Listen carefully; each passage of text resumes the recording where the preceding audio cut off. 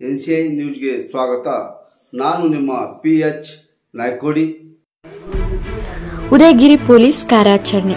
ಮನೆಗಳ್ಳನ ಬಂಧನ. 26 ಲಕ್ಷ ಮೌಲ್ಯದ 392 ಗ್ರಾಂ ಚಿನ್ನಾಭರಣ ವಶ.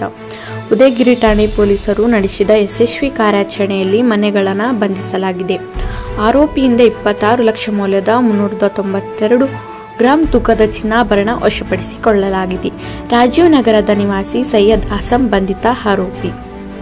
ಶಕ್ತಿನಗರದ ಮನೆಯೊಂದರಲ್ಲಿ ಕಳುವಾಗಿದ್ದ ಪ್ರಕರಣಕ್ಕೆ ಸಂಬಂಧಿಸಿದಂತೆ ಕಾರ್ಯಾಚರಣೆ ನಡೆಸಿದ ಉದಯಗಿರಿ ಠಾಣೆ ಪೊಲೀಸರು ಆರೋಪಿಯನ್ನು ಬಂಧಿಸಿ ಕಳುವಾದ ಮಾಲನ್ನು ವಶಪಡಿಸಿಕೊಳ್ಳಲು ಯಶಸ್ವಿಯಾಗಿದ್ದಾರೆ. ಅಪರಾಧ ಮತ್ತು ಸಂಚಾರ ಡಿಸಿಪಿ ರವರಾದ ಜಾನ್ವೀರವರ ಮಾರ್ಗದರ್ಶನದಲ್ಲಿ ಎಸ್ಸಿಪಿ ಶಾಂತ್ ಮಲ್ಲಪ್ಪ ರವರ ಉಸ್ತುವಾರಿಯಲ್ಲಿ ಉದಯಗಿರಿ ಠಾಣೆ ಇನ್ಸ್ಪೆಕ್ಟರ್ ಸುಧಾಕರ್, PSI ಆನಂದ್ ಹಾಗೂ ನಾಗರಾಜ್ ನಾಯಕ್ ನೇತೃತ್ವದಲ್ಲಿ ಸಿಬ್ಬಂದಿಗಳಾದ ಸಿದ್ದಿಕ್ ಅಹಮದ್, ಪ್ರಕಾಶ್, ಸಂತೋಷ್ ಪವಾರ್, ಮಲ್ಲಿಕಾರ್ಜುನ್ ಚೋಗಲೆ, ಸಮೀರ್ ಪಟೇಲ್ ಹಾಗೂ ಕುಮಾರಿ ನಾಜಿಯಾ ಶರೀಫ್ ರವರು ಕಾರ್ಯಾಚರಣೆಯನ್ನು ಯಶಸ್ವಿಗೊಳಿಸಿದ್ದಾರೆ.